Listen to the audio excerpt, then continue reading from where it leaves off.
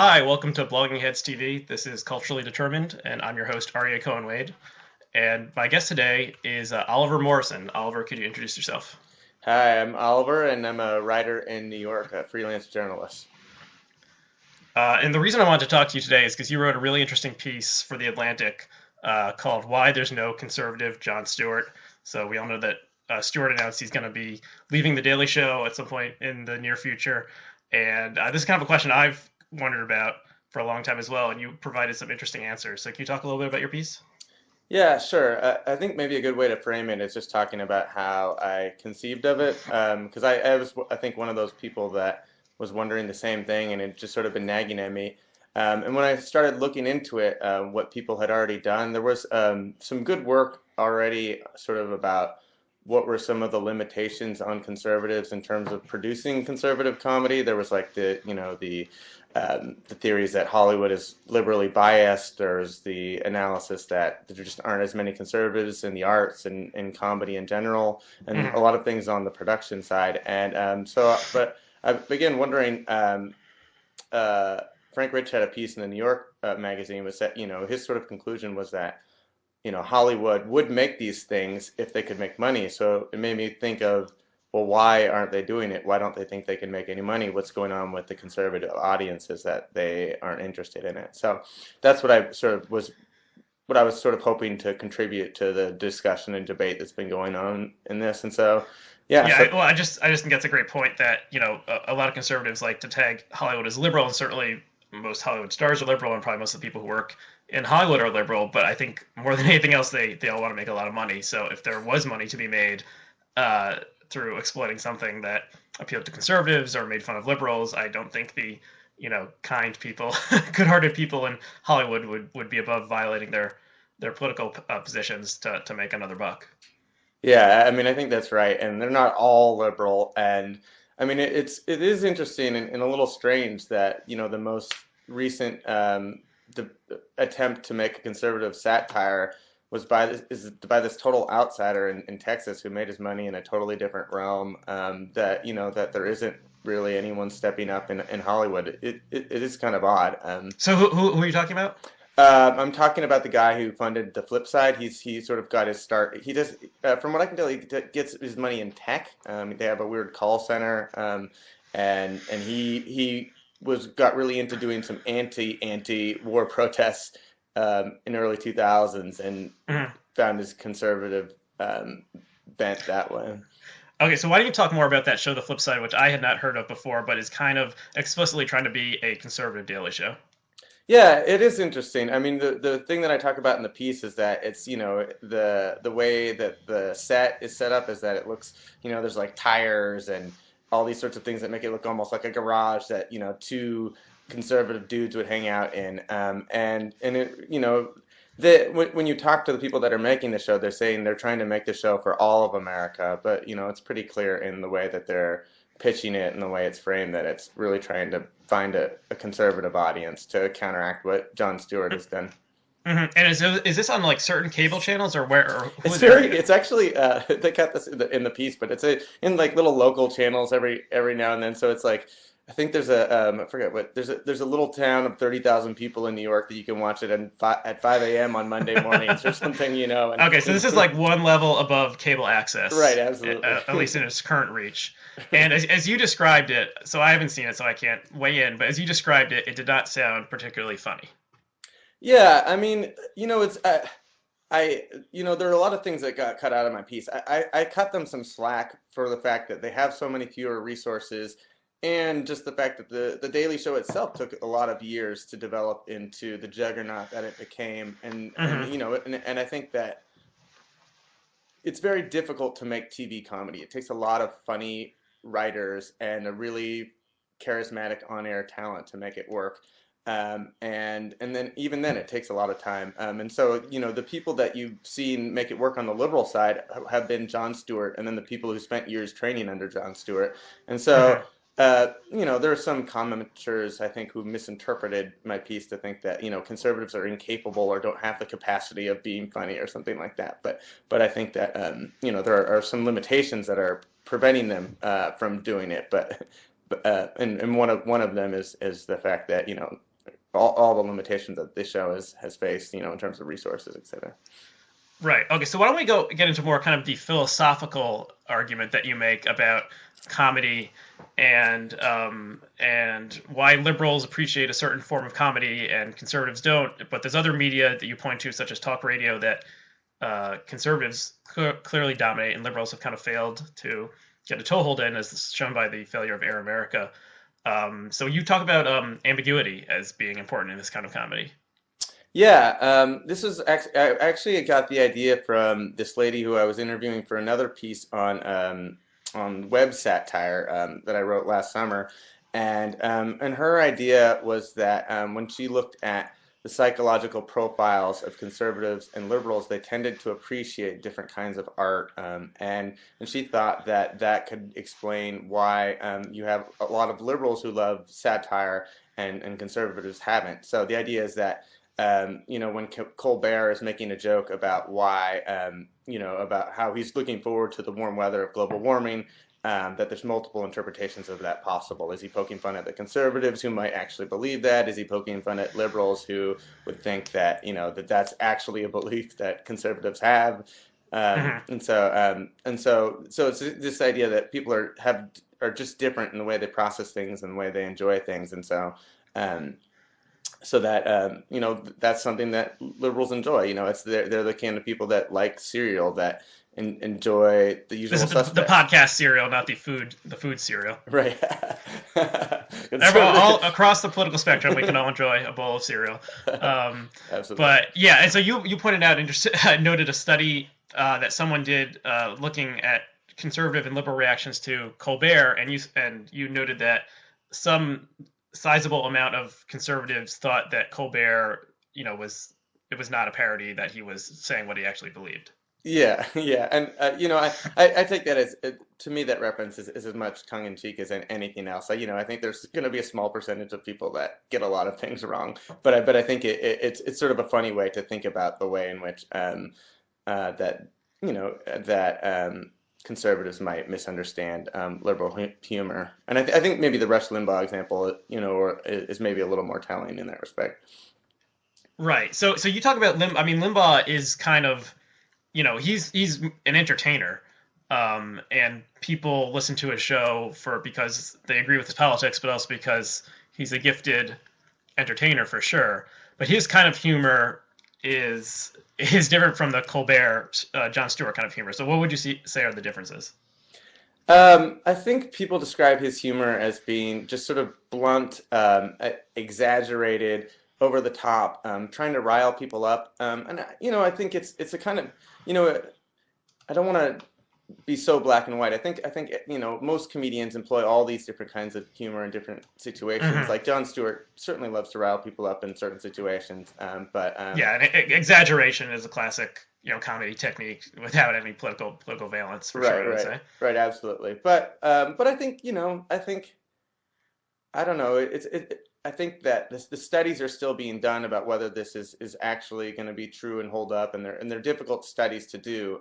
Actually, when I talk to her, she's still Danigal Young is still struggling to work through these. But I think anecdotally, like it feels sort of true that the conservatives, tend to appreciate the kind of movies that have a clearer ending, a moral certainty that liberals at maybe art house cinemas appreciate the discussion coming out of afterward.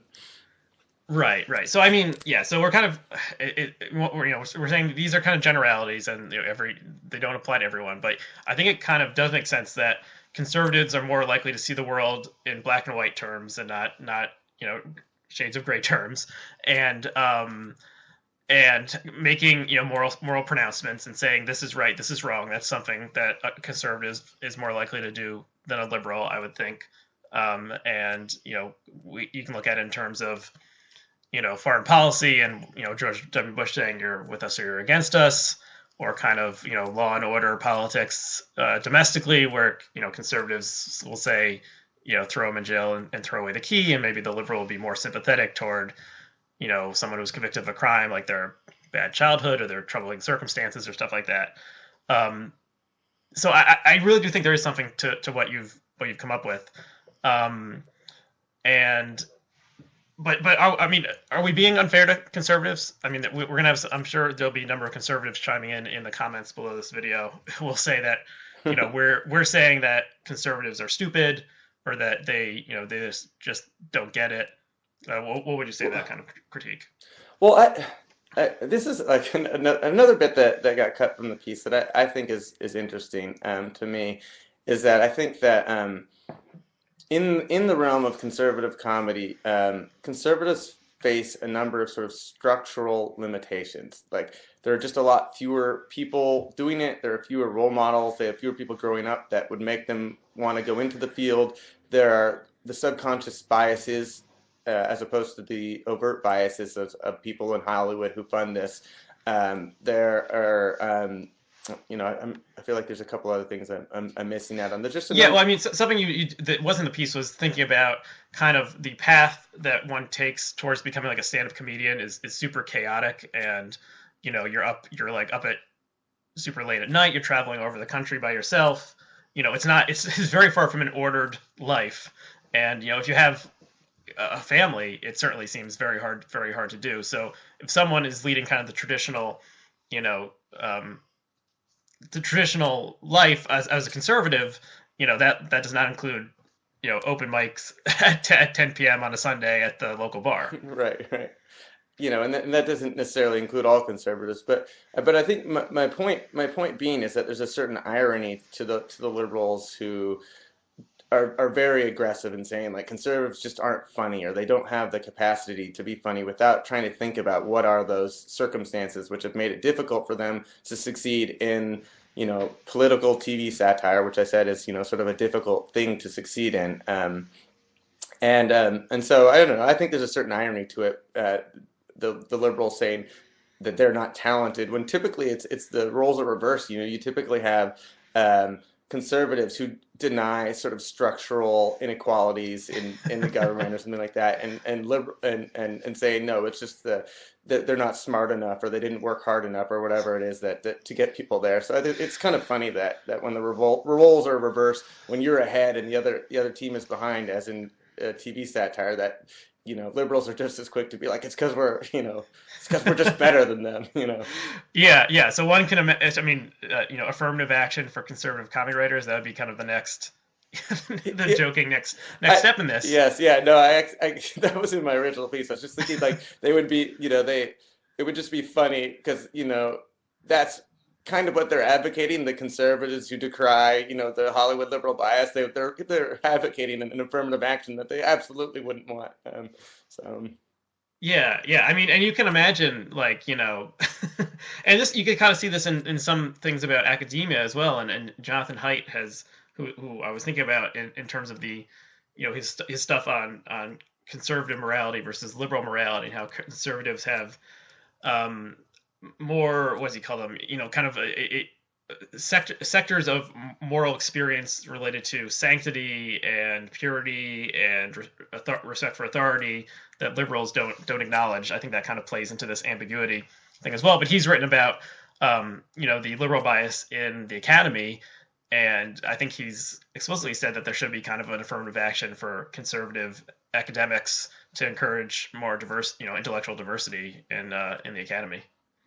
yeah, I mean, yeah, thinking about it in the academy is so interesting. I guess my caution that I was trying to do is like some after the article came out, somebody was tweeting about me to like look more deeply into the author of the guy who wrote the Selfish Gene or something, and I think that people are a little too quick to try and move from biology to culture when I'm what I'm really talking about is just ideology and culture, not biology and ideology or that kind of thing. So um, you know I don't know what kind of a world it would that's beyond the scope of what I've thought very deeply about what kind of a world it would be to make it even in academia for conservatives to be on a fair playing field. But on the other hand, it somehow feels very weird to think about ideas in the realm of affirmative action because if you go back in time, there's so many ideas that had half of the support of the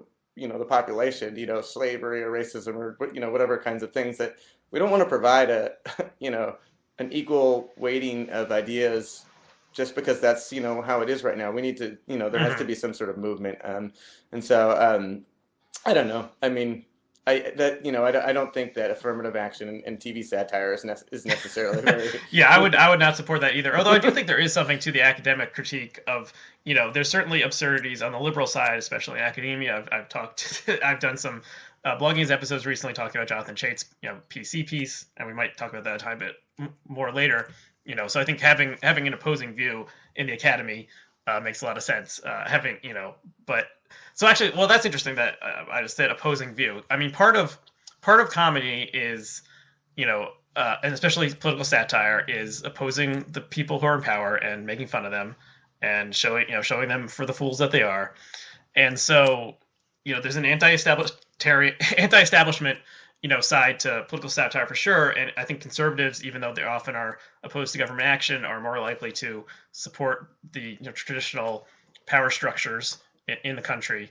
I mean, so if we think of who are the conservative, humorists or stand-ups, I mean, there's Dennis Miller, but there's PJ O'Rourke, who kind of, went after in the '80s, especially, went after like the absurdities in government and the absurdities in academia. So, I mean, what do you think of those kind of figures? Yeah, I looked at a lot of different people. I started to read. I was thinking, PJ O'Rourke sort of was the most successful, and I started to read one of his books, but it just didn't feel gripping or necessarily relevant to the question that I was hoping to talk about, which was TV satire. I mean, there were so I had to look at a lot of different people, like Jeff Dunham, who does sort of a kind of quasi Oh God, racist puppet show. the ventriloquist, right? Yeah, the ventriloquist, or Greg Gutfeld on Red Eye, who does sort of more of a Bill Maher type style show. Uh huh. Um, sorry, I forgot your question. Just like Well, I how mean, do I so what decide? about someone like Miller, like Dennis Miller?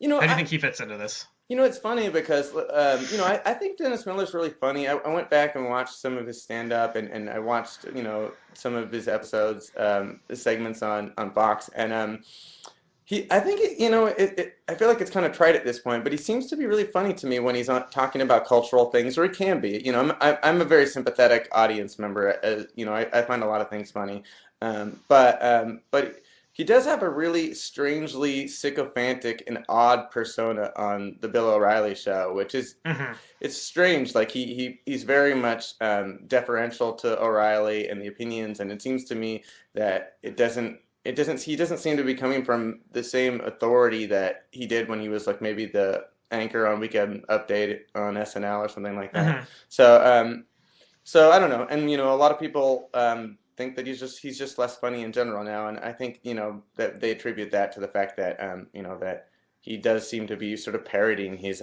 ideas now. He doesn't seem to have his own voice. He seems to be following in lockstep with a conservative ideology, and I think there's some truth to that. Right. And so I don't watch Fox News, so I haven't seen his more recent stuff. But I used to watch him when he was it on HBO, like in the late '90s. He had a show. Yeah, he's It was had a called few. it was called Dennis Miller Live, right? Oh yeah, yeah. No, actually, I didn't watch that show. I didn't have cable back then, but yeah. Right. Yeah. So I watched that when I was a teenager, and I mean it was kind of a proto version of Bill Maher's show that's on HBO now. Uh-huh. But yeah, I don't. I mean, he has a style that's very kind of reference based, and he talks very quickly and makes all these obscure references and strange jokes. But I remember him being more liberal then. I think 9/11 kind of pushed him more to the conservative side, as it did some other. Weirdly, there's a number of people who are Saturday Night Live alums who have since become conservative, semi cranks, like John Lovitz and the woman. What is her name? There's another woman who was on SNL in the '80s who has become kind of an unhinged, person attacking Obama for like not being born in America. But I can't remember who the name of that person right now. Um, yeah, but I mean, he did. Yeah, so he did kind of move. So actually, there's one other person I want to ask you about, and one other kind of comedy. So you mentioned Portlandia. So that's an example of presumably liberals, making fun of liberals, and then mostly liberals watch the show to laugh at their fellow liberals, laugh at themselves. And what that made me think of was on the conservative side, Jeff Foxworthy, and you might be a redneck. So I Hmm. mean, do you think those are kind of parallel? I think they're parallel in an important respect, in that they're both dealing much more with the cultural side of things than with the political side. I think there's an argument to be made that Portlandia is also parodying specifically the culture of liberal politics, sort of grassroots liberal politics, Hmm. protesters and that kind of thing. Whereas Hmm. you tend to see less of that from Larry or Jeff Foxworthy, I guess, or Larry the Cable Guy. Or, Right. so, um, but yeah, I think vaguely it does seem to be like the main thrust of both of them is to parody the culture behind people who kind of fall into stereotypes of a particular ideology. Right. So maybe the difference is that Portlandia is obviously uses exaggeration and makes fun of urban hipsters and like old hippies and stuff like that. And you might be a redneck or Larry the Cable Guy. It's kind of like making fun of the people who the audience is like one step or a half step above, or maybe like they think that their cousin or uncle is like that. So I mean, all the you might be a redneck jokes are like if you have one TV set sitting on top of another TV set, you might be a redneck. And I listened to these in the '90s when I Right. was like a little comedy nerd, and I thought they were funny, and they probably are still funny.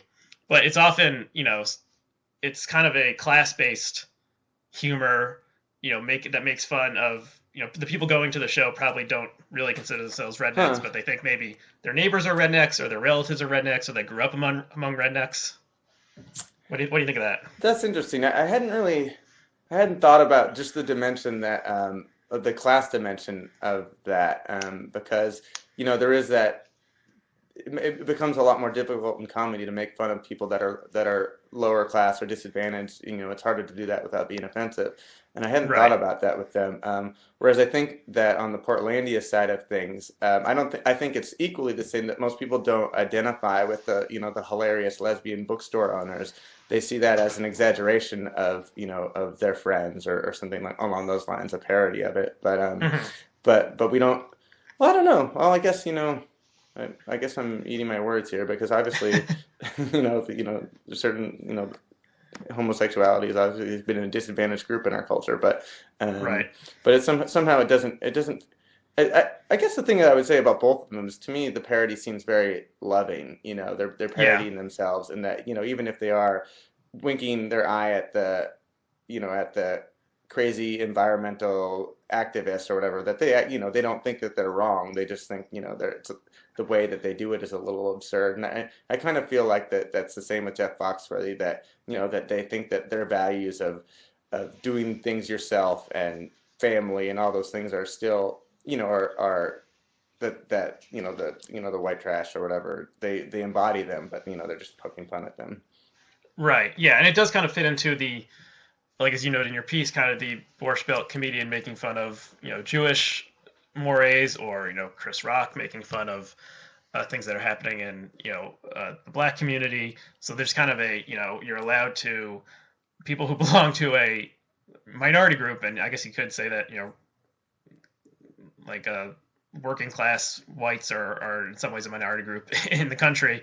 They can talking to themselves, they can like crack jokes that would be offensive if someone from a different group were saying them. Yeah, that is interesting. Yeah, I can't really think of a liberal comedian off the top of my head that makes fun of working class whites very much. So yeah, I guess Yeah, I mean that would just be seen as mean spirited, yeah. or yeah, I mean that's the kind of the Daily Show makes fun of conservatives broadly, but specifically conservatives in government or conservatives who appear on cable news. So these are privileged, privileged people. These are not, uh, people who are beaten down by life. And there's a whole kind of punching up, punching down thing that Yeah. has come out in some of these controversies about, jokes that play on racial or gender lines. Um, there's something else I wanted to ask that's kind of specific to this period we're in right now, which is Obama himself and jokes about Obama. Um, so, I think the Daily Show was a lot better in the Bush years than it was in the Obama years, because the Bush years were fundamentally more absurd than the Obama years have been, and people on the other side of the aisle from me will probably disagree with that. But so George W. Bush was kind of an absurd figure, and Bill Clinton was an absurd figure, and you noted that there were a lot more jokes about Bill Clinton, in the late '90s than there were jokes about George W. Bush, and kind of because Clinton and Bush both fell into obvious comedic stereotypes. Bush being the dumb guy, and Clinton being the fat guy or the sex crazed guy, and Obama, like he seems like basically not a crazy person. Like he is not absurd. He is an intelligent person who is, has the hardest job in the world and is doing as good a job as he can. But and so the jokes. So there's not a lot of jokes I think that you can tell about Obama that are obvious in the way that you could tell a dumb guy joke about George W. Bush, or a fat guy or sex maniac joke about Bill Clinton. Yeah, yeah, that's something that you've heard a lot, and that seems to be broadly true. I don't know. I feel more ambivalent and neutral about it. I think that people that raise the question about him being the first African American president, about whether people are holding it back a little bit, I think that I don't know. People probably are being a little more careful, but not in a bad way. I think it's probably important. I think there are certain comedians that are just like, you should do comedy for whatever and not worry about the ethical, moral implications. But I think it's good that that as our country is experiencing their first black president, that people are maybe being a little more careful. I don't think we have to make every joke that needs to be made. So I don't know. I sort of feel I think that what you're saying is true about Obama's personality, but I feel like it's kind of hard to parse out. You know, exactly all the reasons for it. There's been funny things. I thought that SNL thing about the difference between a bill and a what was it? Where they're making fun of his immigration thing was really funny. And Mm-hmm. and I think there are people that are being funny about Obama on occasion. Around his website stuff and places Yeah. places where it's easy. I mean, I think that's the hard thing is it's like sometimes he tends to be a little bit in the weeds, and if you're going to make a joke on the Tonight Show as opposed to the Daily Show, it has to be really broad, like, oh, you had an affair, or oh, Yeah. you said the wrong word. It's the Daily Show audience can take some of the more nuanced things that happen in policy that actually I think Obama would probably could be open to a little bit more poking fun at. Yeah. Yeah. So I think the racial aspect is definitely there, and the kind of people who have gotten in trouble for telling jokes about Obama, it's usually they're saying something that is racially offensive. Or there was this bizarre case, I don't know if you remember this, from a couple months ago, where there was I don't remember the details exactly, but there was an editorial cartoonist who did a cartoon of Obama. Oh, it was related to the Secret Service thing. Um, and the joke was something along the lines of like, someone got into the White House. So we remember Oh this yeah. crazy person got into the White House a couple months ago, and the joke was something along the lines of the person was like so deep into the White House that they were like brushing their teeth in Obama's bathroom, Hmm. and then the cartoonist showed that the flavor of toothpaste that the criminal was using was watermelon flavor. Do you remember Hmm. this? Yeah, I do remember it. Yeah. And yeah, so I mean, so there's this bizarre racial stereotype about black people liking watermelons that kind of doesn't make any sense even on its face. But a traditionally racist portrayal of African Americans would have them eating watermelon. So the cartoonist claimed, and I believe him, that this was just a honest mistake, and he didn't even think about it. He just put in the detail of the watermelon flavored toothpaste, but so he got in trouble, and that kind of shows the walking on eggshells that is as maybe limited humor about Obama in some respects. Do you watch Key and Peele? I've seen a few episodes of I think their latest season. Maybe it was the last season. Like I saw it was the season where they were shooting aliens, and they were deciding whether they were real aliens based on like the racial Right, stereotypes or whatever. right. So that Yeah. I mean, I think that show is really brilliant. But their take on Obama is the anger translator. Have you seen that one?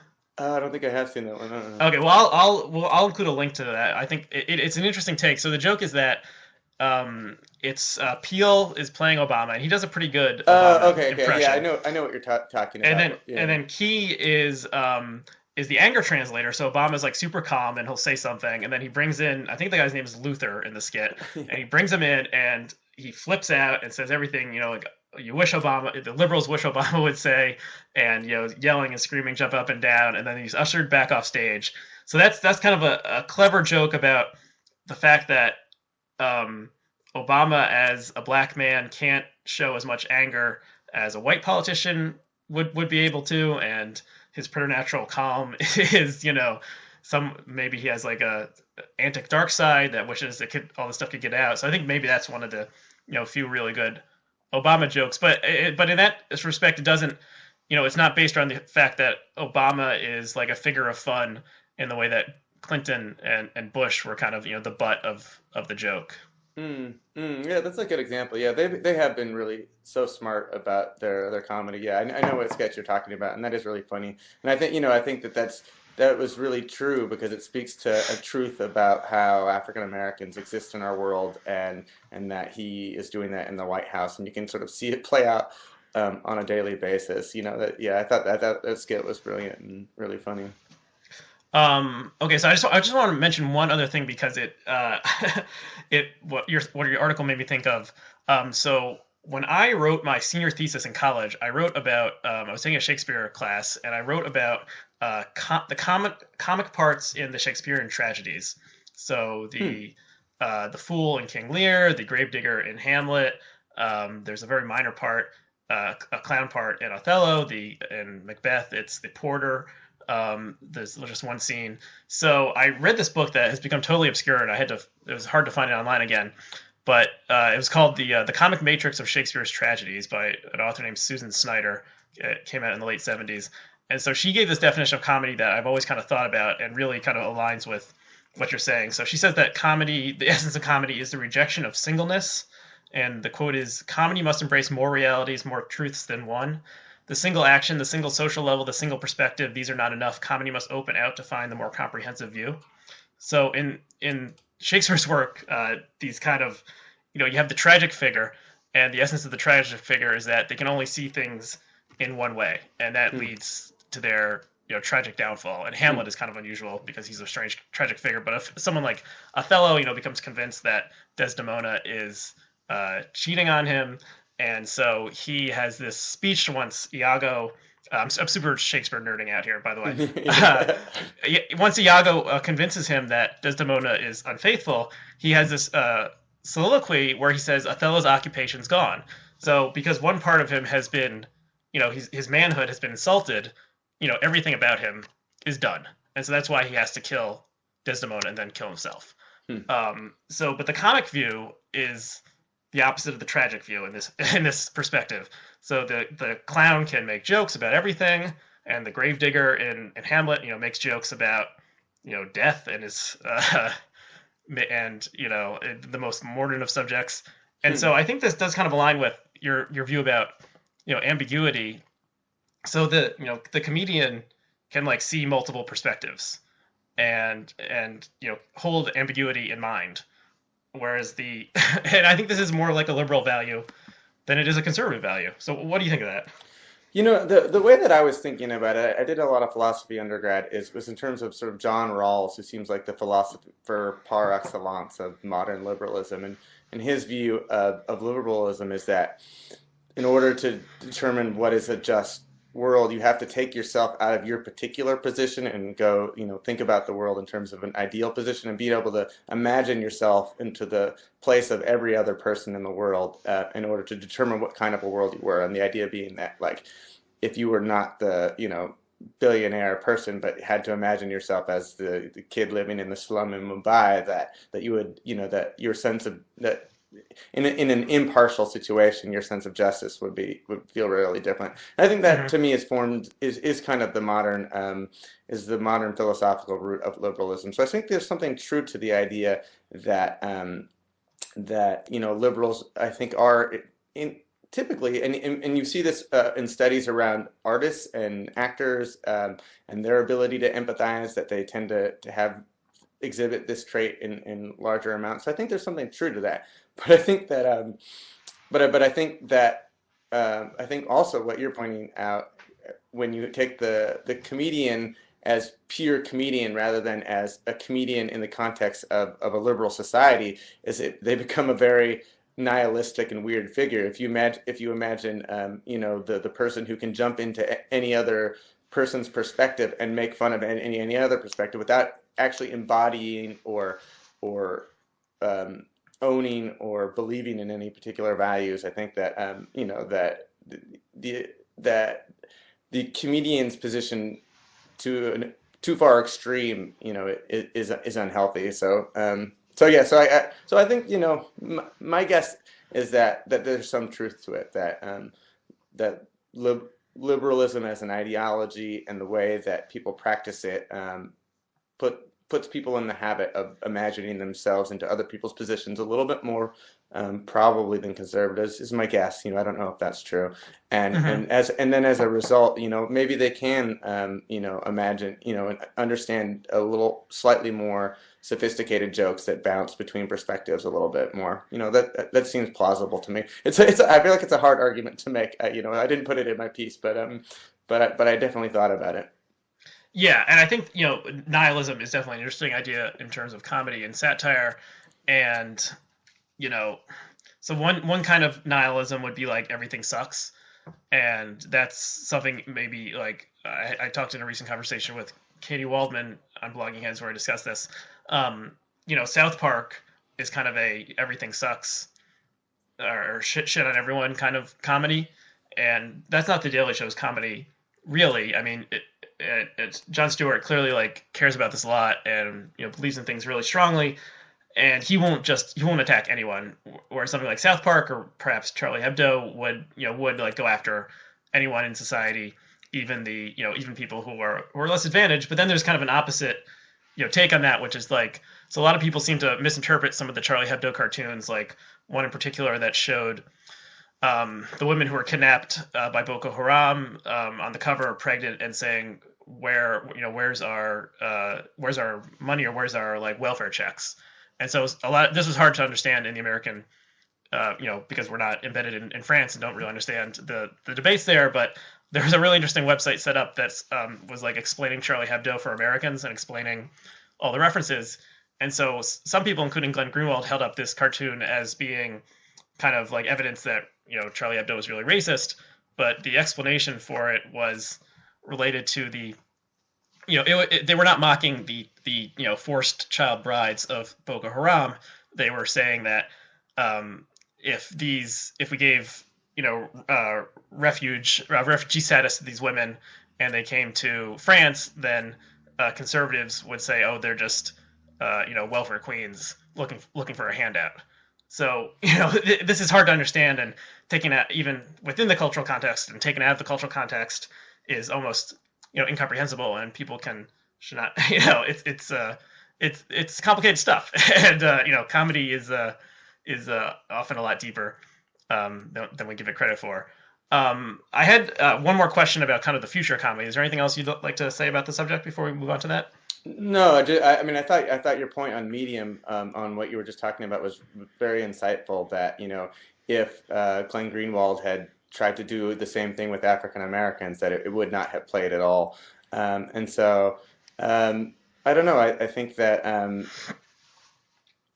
mean, I feel very ambivalent about it because I do think that people are being we're being very ungenerous in their interpretations of Charlie Hebdo's covers, and I think that a lot of them were not intended as offensive, but it really is hard. A lot of people say that like the French culture is the reason why they have trouble making a judgment on the situation, and to me, I think that my ambivalence comes from just a real uncertainty about how to think about Muslims as a persecuted group right now, and it's Mm-hmm. not just not as clear to me.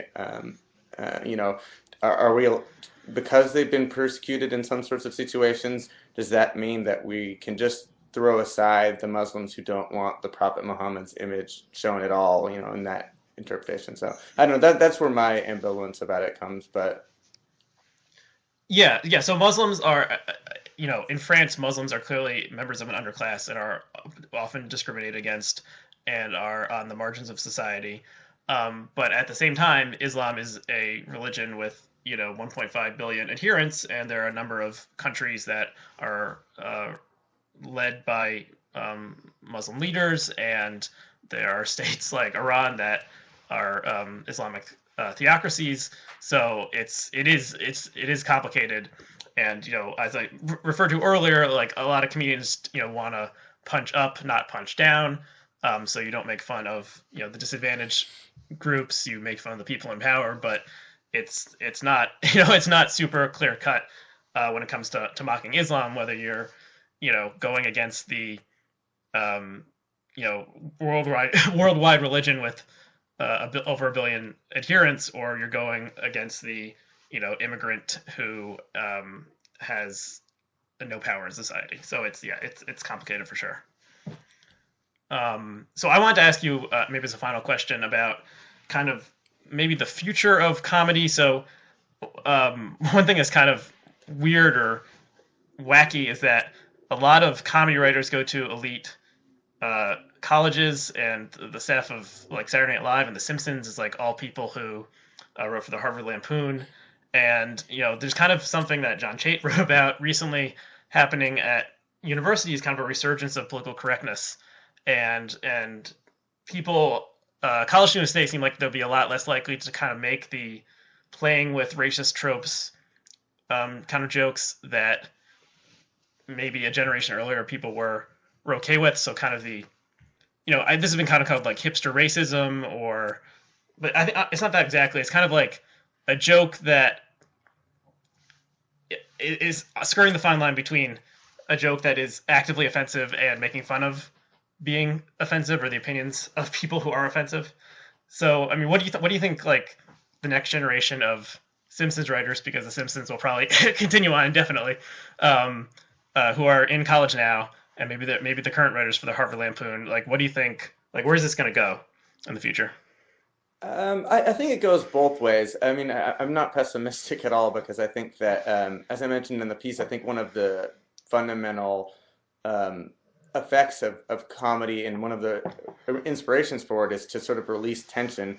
And so wherever there are these sort of tensions on college campuses about, being PC or whatever, I think that comedians, and young comedians are going to find ways to try and poke fun at it. And I think, as comedy can be a great balancer in that respect. On the other hand, like as I was mentioning before, I mean, I think it is interesting to think about, what are the jokes that we're telling today that are inappropriate, that we're going to look back on in a generation and think, oh, those were terrible jokes. When you go back to the '80s and watch Eddie Murphy stand up and his jokes about homosexuality just like stand out. You're like, how did it? Yeah, yeah, yeah. I mean, everything else Raw, the everything stand up else in is Raw so funny. is incredible. How like anti-gay and stuff about age. It's just incredible you know that was said on stage, and uproarious laughter proceeded. Yeah, I've saw that in the past 10 years and was really shocked by it. Yeah, it's amazing, and everything else in the routine seems like the most hilarious thing ever. So it's interesting to think about what are going to be the jokes in our generation. So like I said before, I think that um, hopefully the discussions that happen around quote unquote PC culture on campus, hopefully comedians take part in those discussions, but hopefully they learn and grow from them, and that we get better at comedy as well as a better world. Yeah, yeah. Well, I hope so too. But what that made me think of was that the opening anecdote in Chait's piece is about a conservative student, have to be Muslim, at University of Michigan, who wrote a piece that was kind of gently satirical and was published in one of the conservative magazines on campus, and it was something along the lines of, the person fell down and then someone reached down to help them up, and they like reached out their right hand and not their left hand, so there was about like accusing them of being like leftocentric, and so it was just kind of a mocking humor piece that wasn't really going after, at least in how Chait described it. I didn't read it myself. Wasn't really going after any specific group. Is kind of mocking the political correctness attitude, and then a group of hooded assailants defaced the student's dorm room door, and he was kicked out of his post at the student newspaper. So I mean, that's the kind of thing that made me think like kids are just gonna say like, oh, this isn't worth it, to do this Hmm. on campus. I'll just go like sing a cappella or something instead. That's a better way to spend my time, and no one will be attacking me for being like horribly offensive. Yeah, I mean, yeah, I think that that's just part and parcel of performing. There's such a large group of students that don't want to get in front of people in general, and then a much larger group that certainly don't want to try and do comedy in front of people, and then to try and do political comedy that's so charged. Again, you're drawing from a smaller and smaller pool, so it does take, I think, a certain amount of courage Hmm. to be in that field. Um, yeah, that's an interesting anecdote. Yeah, well, yeah. So hopefully, I hope that that's not an indicative anecdote of what's happening on campuses across the country, and that people are not, defacing each other's dorm room doors for things they write, especially things that are just jokes, more or less. So I think we've about reached the end of our time. Oliver, thank you so much for coming on. I recommend Thank you. everyone, if you haven't already, read your piece in the Atlantic, which we will link to below.